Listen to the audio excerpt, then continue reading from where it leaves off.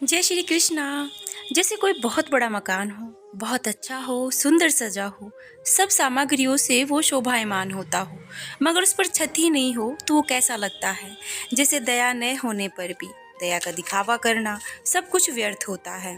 उत्तम शाक के बिना नमक का स्वादिष्ट नहीं लगता।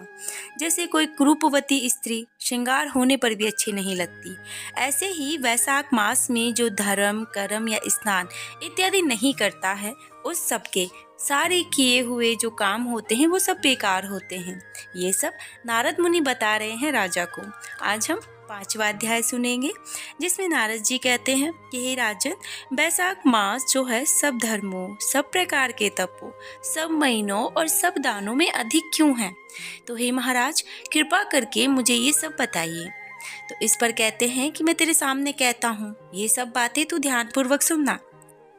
जब सब युगों का अंत होता है, तब सब देवताओं के राजा शेषशायी भगवान विष्णु संपूर्ण लोक और जीवों को अपने उदर में समेटकर प्रलय के समुद्र में शयन करते हैं, और योग माया के प्रताप से अनेक होकर भी वो एकता को प्राप्त होते हैं। एक दिव्य निमेष व्यतीत होने पर वेद प्रार्थना करके भगवान को जगाते हैं।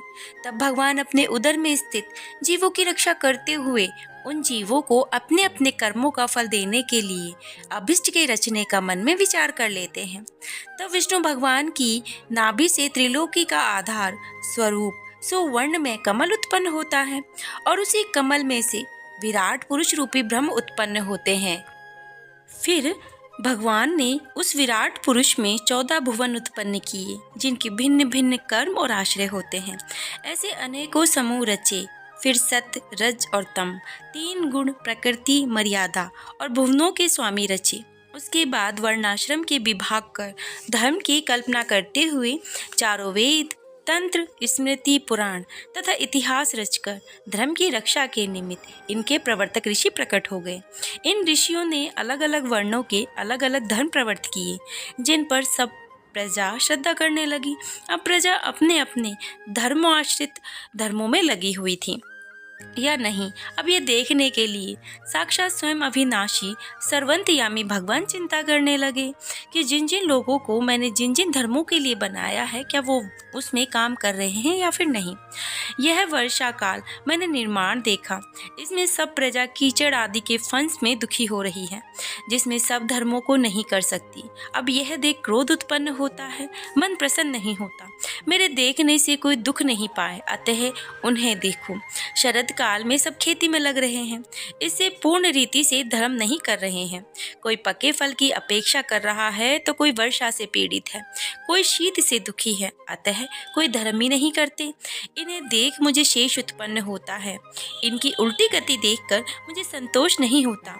हेमंत ऋतु में सर्दी के मारे कोई प्रातःकाल उठता ही नहीं, सूर्योदय से पहले न उठते देख मुझे क्रोध उत्पन्न होता है। अब ये सब भगवान विष्णु जी हैं, वो चिंतित हो रहे हैं और सब सोच रहे हैं कि शिशिर ऋतु में भी प्रातःकाल के समय शीत से पीड़ित रहते हैं तथा फसल पक जाने की प्रतीक्षा करते हैं।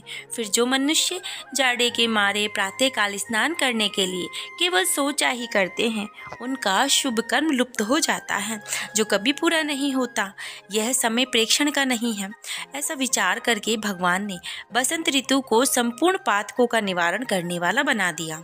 यह ऋतु स्नान, दान, यज्ञ, क्रिया, उपभोग सब प्रकार के धर्मों का साधन करने के लिए बड़ी अनुकूल है। इस ऋतु में धनवान सब वस्तु बिना प्रयास के ही प्राप्त करते हैं। जैसे लोगों को धन से सुख मिलता है, जो विष्णु भगवान के आधारभूत प्राणी हैं, उनके धर्म का साधन तो द्रव्य है। बसंत ऋतु में संपूर्ण द्रव्य प्राणियों को सुखदायक बनाते हैं। दान योग्य, धर्म योग्य, सब कुछ भोगने योग्य, निर्धन, लूले, लंगड़े, व्याकुल महात्माओं को संपूर्ण द्रव्य और जलादि सुलभ हैं। इसमें तो कोई संशय नहीं है। मेरे प्रियजन इन द्रव्यों से अपनी आत्मा का हित साधन करते हैं। पत्र, फूल, फल, शाकादि, प्रिय वचन, माला, तांबूल, चंदन, पंगधोना, नम्रता पूर्वक साधना करते हैं। मैं उनको वर देता हूँ। ऐसा कहते हुए भगवान विष्णु जी लक्ष्मी सहित चारों ओर वनों को देखते हुए चले, जिनमें अनेक प्रकार के फूल खिल रहे थे, जिसमें रिष्ट पुष्ट प्राणी रहते थे। और मतवाले भ्रमर और पक्षी विचर रहे थे। ग्रामवासियों के बहुमूल्य आश्रमों के आंगन, उद्यान, स्थल लक्ष्मी को दिखाने लगे। उनकी देवता, मुनीश्वर, सिद्ध चरण, गंधर्व, किन्नर, नाग, राक्षस सब स्तुति कर रहे थे।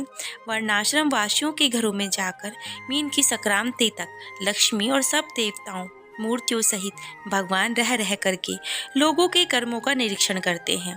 धर्म आचरण वाले पुरुष की मनोकामना पूरी कर देते हैं और जो मद से उन्मत्त हुए लोग हैं उनकी आयु और धन को हर लेते हैं। जो बैसाख में भगवान की पूजा करते हैं उनके चलमूर्ति रूप साधु महात्माओं की सेवा करते हैं तथा अन्य महीनों में नहीं करते, उनके अपराध को भगवान क्षमा कर देते हैं।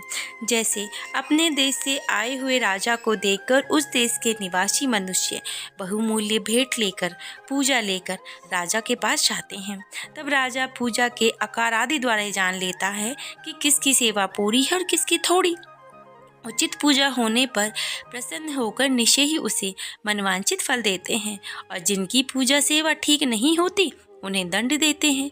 ऐसे ही विष्णु भगवान बैसाख मास में जो अच्छे रीति रिवाज से पूजा करते हैं उन्हें मनवांछित फल देते हैं और जो नहीं करते उनके धन इत्यादि को हर लेते हैं। धर्म के रक्षक देव सारंधर विष्णु भगवान इस मास में प्राणी की परीक्षा करते हैं, इसीलिए यह महीना अत्यंत उत्तम माना गया है। नारद जी कहते हैं कि हे राजन, बैसाख महीने में मार्ग से चलने पर व्याकुल प्यासे मनुष्य को जो दलदाल नहीं करते हैं वह पक्षी की योनि पाते हैं। आगे का अध्याय हम कल सुनेंगे। तब तक आप श्री हरि भजन करते रहें और पक्षियों के लिए छत पर थोड़ा सा दाना पानी अवश्य रखें।